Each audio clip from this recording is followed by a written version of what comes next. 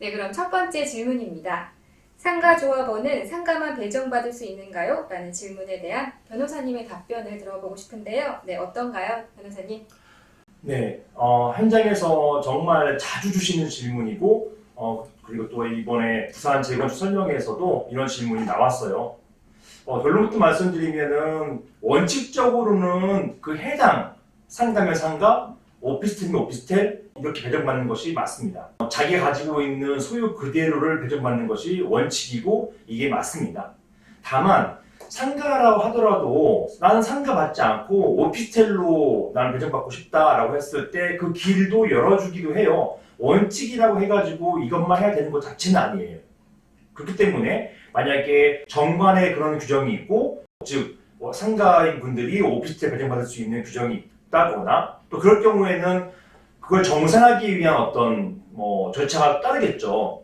또 상가 같은 경우 그 오피스텔 가지신 분이 난 상가를 배정받고 싶다 이렇게 하시는 분들이 있을 수 있는 것이에요. 이런 길을 열어주는 경우가 굉장히 많고요. 사실은 아파트 재건축이 아니라 집합건물 재건축에서는 이런 일들이 비일비재하게 일어납니다.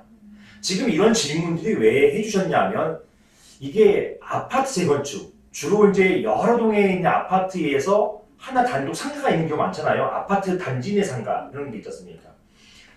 이 도시정비법에서는 이런 단지 내 상가인 사람들이 아파트를 배정받기 위해서는 별도의 전체 동의를 받는다든가 이런 별도 절차가 마련되어 있어요. 그것 아니면 거의 힘듭니다. 실제로 이제 단지 내 상가인 어떤 분수자분들이 문의는 많이 오세요. 제가 아파트 재건축도 하니까 이런 경우에 어떻게 배정받을 수 있겠습니까? 라고 할 때 결론적으로는 그 아파트 재건축을 위한 그 조합에서 조합 결의를 해야 되는데 결의가 까다로워요.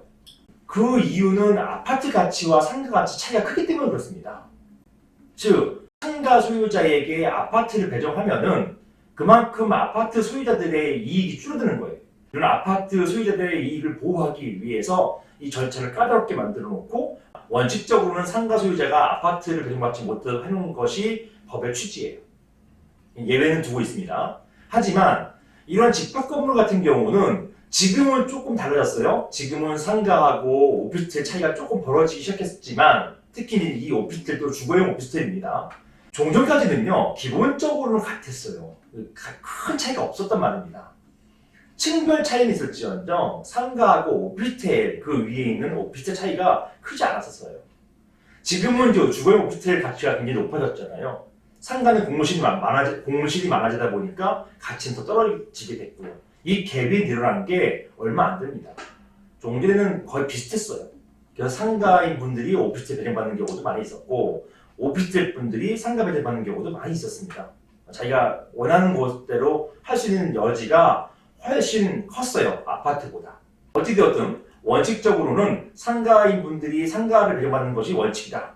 하지만 아파트보다는 이런 집합건물에서 훨씬 상가와 오피스텔 상호간에 어떤 각각 교차 배정 이런 것들이 더 완화되어 있고 가능하다. 가능성이 높다. 이렇게 보시면 되겠습니다. 네, 잘 들었습니다. 혹시 정 PD님은 추가 질문이 있으실까요? 아니 뭐 너무 시원한 얘기인 것 같습니다. 네. 두 번째, 바닷바람 맞아가지고 시원하다.